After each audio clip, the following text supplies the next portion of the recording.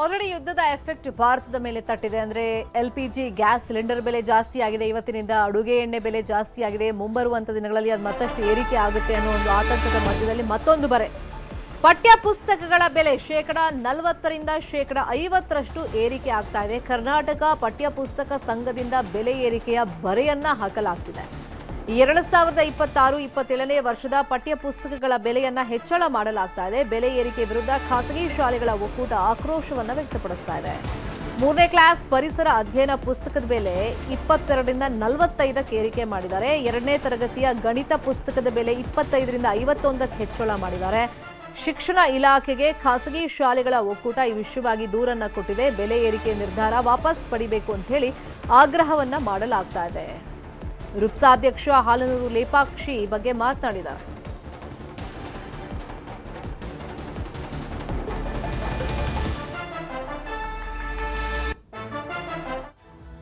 ಪಠ್ಯಪುಸ್ತಕ ಸಂಘದಿಂದ ಬೆಲೆ ಏರಿಕೆ ಬರೆಯನ್ನ ಹಾಕಲಾಗಿದೆ. ಬೆಲೆ ಏರಿಕೆಗೆ ಖಾಸಗಿ ಶಾಲೆಗಳ ಒಕ್ಕೂಟ ಕಿಡಿಕಾರ್ತಾ ಇದೆ. 40ರಿಂದ 50ಕ್ಕೆ ಏರಿಕೆ ಮಾಡ್ತಾ ಇದ್ದಾರೆ. ಸಹಜವಾಗಿ ಈಗ ಇದು ಪೋಷಕರ ಮೇಲೆ ಹೊಡೆತ, ಖಾಸಗಿ ಶಾಲೆ ಆಡಳಿತ ಮಂಡಳಿ ಮೇಲೆ ಹೊಡೆತ, ಇದು ಆಕ್ರೋಶವನ್ನ ವ್ಯಕ್ತಪಡಿಸಿದೆ. ಈ ಬಗ್ಗೆ ರುಪ್ಸಾ ಅಧ್ಯಕ್ಷ ಹಾಲನೂರು ಲೇಪಾಕ್ಷಿ ಮಾತನಾಡಿದ್ದಾರೆ. ಅವರನ್ನ ನಮ್ಮ ಪ್ರತಿನಿಧಿ ಪ್ರಗತಿ ಶೆಟ್ಟಿ ಮಾತನಾಡಿಸಿದ್ದಾರೆ. ನೋಡೋಣ. ಶಿಕ್ಷಣ ಇಲಾಖೆಯ ವಿರುದ್ಧ ಖಾಸಗಿ ಶಾಲೆಗಳ ಒಕ್ಕೂಟ ರುಪ್ಸಾ ಈಗ ಕಿಡಿಕಾರ್ತಾ ಇದೆ. ಅದರ ಅಧ್ಯಕ್ಷರಾಗಿರುವಂತಹ ಡಾಕ್ಟರ್ ಹಾಲನೂರು ಲೇಪಾಕ್ಷಿ ನಮ್ಮ ಜೊತೆಗೆ ಇದ್ದಾರೆ. ಅವ್ರನ್ನೇ ಮಾತಾಡಿಸ್ತಾ ಹೋಗ್ತೇನೆ. ಸರ್, ಏನ್ ನಿಮ್ಮ ಆಕ್ರೋಶಕ್ಕೆ ಕಾರಣ? ಇದಕ್ಕೆ ಸಂಬಂಧಪಟ್ಟ ಹಾಗೆ ಯಾರಿಗೆ ದೂರು ಕೊಡ್ತಾ ಇದ್ದೀರಾ? ನೋಡಿ ಮೇಡಮ್, ಕಳೆದ ವರ್ಷ 25% ರೈಸ್ ಮಾಡಿದಾಗ ನಾವು ತಾಳ್ಮೆಯಿಂದ ಒಪ್ಕೊಂಡ್ಬಿಟ್ಟು ಸುಮ್ಮನೆ ಹೋದು.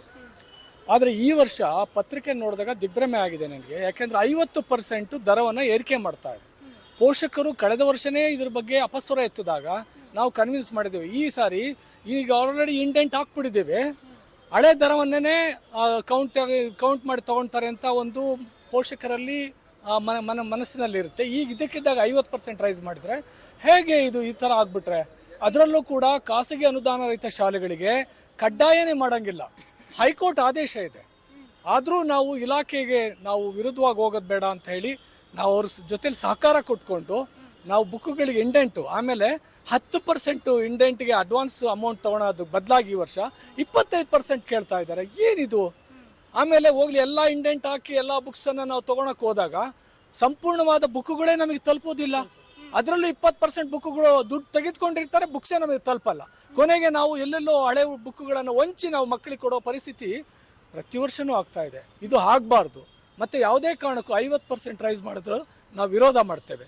ಆಮೇಲೆ ಇದಕ್ಕೆ ಸಂಬಂಧಪಟ್ಟಂಗೆ ಏನೇ ಮಾಡೋದಿದ್ರು ನಮ್ಮನ್ನು ಕರೆದು ಮಾತನಾಡಲಿ, ಇಲಾಖೆಯವರಾಗಲಿ ಅಥವಾ ಮಿನಿಸ್ಟರ್ ಆಗಲಿ. ಖಾಸಗಿನವರು ನೀವು ಆರ್ಡರ್ ಕೊಡ್ತೀರಾ, ಪ್ರಿಂಟ್ ಮಾಡ್ಕೊಂಡು ಅವ್ರು ಹೇಳಿದ್ಕೆಲ್ಲ ನೀವು ಜೈ ಅನ್ನೋದಾದರೆ ನಮ್ಮನ್ನೇ ನೀವೇನು ಕನ್ಸಿಡರ್ ಮಾಡ್ದಂಗೆ ಆಯಿತು. ಹಾಗಾಗಿ ಇದನ್ನು ವಿರೋಧ ಮಾಡ್ತೇವೆ. ಇಂಡೆಂಟು ಏನು ಹೇಳಿದ್ರೆ ನಮ್ಮಲ್ಲಿ ಕಂಪಲ್ಸರಿ ಮಾಡೋಂಗಿಲ್ಲ. ಹೈಕೋರ್ಟ್ ಆದೇಶ ಇದೆ. ಬ್ಯಾಂಗ್ಳೂರ್ ಸೌತಲ್ಲಿ ಒಬ್ಬರು BEO ಮತ್ತು DDPI ಇಬ್ಬರೂ ಕೂಡ ತುಂಬ ಕಿರಿಕ್ ಕೊಡ್ತಾ ಇದ್ದಾರೆ. ಏನಂದರೆ ಸ್ಯಾಟ್ಸಲ್ಲಿ ಏನು ಸ್ಟ್ರೆಂತ್ ಇದೆ ಅಕಾರ್ಡಿಂಗ್ ಟು ಸ್ಟ್ರೆಂತ್ ನೀವು ಇಂಡೆಂಟ್ ಹಾಕ್ಲೇಬೇಕು ಅಂತ.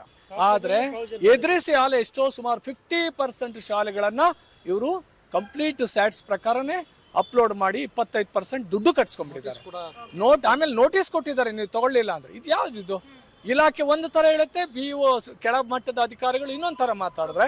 ಇದು ಇಲ್ಲಿರುವಂತಹ ಖಾಸಗಿ ಶಾಲೆಗಳ ಒಕ್ಕೂಟ ರುಪ್ಸಾ ಅಧ್ಯಕ್ಷರು ಜೊತೆಗೆ ಅವರ ಸದಸ್ಯರು ಹೇಳ್ತಾ ಇರುವಂತಹ ಮಾತು. ಸೊ ಈ ರೀತಿಯಾಗಿ ಹಗಲು ದರೋಡೆ ಮಾಡಬಾರ್ದು, ಪಠ್ಯಪುಸ್ತಕ ದರ ಏರಿಕೆ ಏನ್ ಮಾಡಿದ್ದಾರೆ ಅದನ್ನ ಇಳಿಸಬೇಕು ಅನ್ನುವಂತಹ ಆಗ್ರಹ ಕೇಳಿ ಬರ್ತಾ ಇದೆ. ಶಿಕ್ಷಣ ಇಲಾಖೆ ಮುಂದೆ ಯಾವ ರೀತಿಯಾದಂತಹ ಕ್ರಮ ಕೈಗೊಳ್ಳುತ್ತೆ ಅನ್ನೋದನ್ನ ಕಾದು ನೋಡಬೇಕಾಗಿದೆ.